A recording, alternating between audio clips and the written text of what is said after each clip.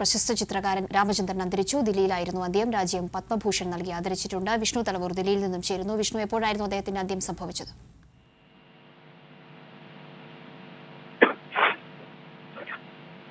പ്രശസ്ത കലാകാരൻ ആയിട്ടുള്ള എ രാമചന്ദ്രന്റെ ഇന്ന് രാവിലെയാണ് അദ്ദേഹത്തിന്റെ അന്ത്യം സംഭവിച്ചത്. 89 വയസ്സായിരുന്നു. വലിയ തലത്തിൽ ചിത്ര മേഖലയ്ക്ക് സംഭാവനകൾ ചെയ്തിട്ടുള്ള രാമചന്ദ്രന് രാജ്യം പത്മഭൂഷൺ നൽകി ആദരിച്ചിട്ടുണ്ട്. 89 വയസ്സായിരുന്നു. ദില്ലിയിൽ വെച്ചായിരുന്നു അന്ത്യം. അതോടൊപ്പം തന്നെ 1935 തിരുവനന്തപുരം ജില്ലയിലെ ആറ്റിങ്ങലിലായിരുന്നു ജനനം. അതിനുശേഷം 1957 കേരള സർവകലാശാലയിൽ മലയാളത്തിൽ MA ബിരുദമെടുത്തു. പിന്നീട് 1961 പശ്ചിമ ബംഗാളിലെ വിശ്വഭാരതിയിൽ നിന്നുമാണ് ഫൈൻ ആർട്സിൽ ഡിപ്ലോമ എടുത്തത്.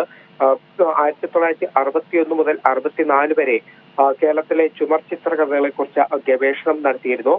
പിന്നീടാണ് ദില്ലിയിലേക്ക് രാമചന്ദ്രന്റെ കടന്നുവരവ് ഉണ്ടാകുന്നത്. 1965 ജാമിയ മിലിയ സർവകലാശാലയിൽ ചിത്രകല അധ്യാപകനായിട്ട് അദ്ദേഹം ദില്ലിയിലേക്ക് എത്തുന്നത്.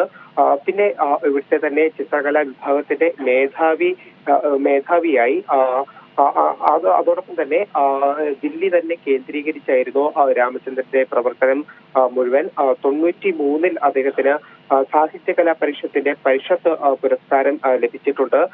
അത്തരത്തിൽ നിരവധി പുരസ്കാരം, വിശ്വഭാരതിയിൽ നിന്നും ഗഗനേന്ദ്രനാഥ് അഭിനേന്ദ്രനാഥ് പുരസ്കാരം, കേരള സർക്കാരിന്റെ രാജാ രവിവർമ്മ പുരസ്കാരം തുടങ്ങി നിരവധി പുരസ്കാരങ്ങളാണ് അദ്ദേഹത്തിന് ലഭിച്ചിട്ടുള്ളത്. അത്തരത്തിൽ ഈ ഒരു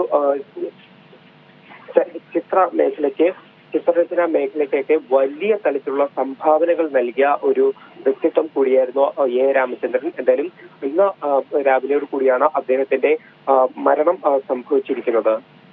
ശരി വിഷ്ണു.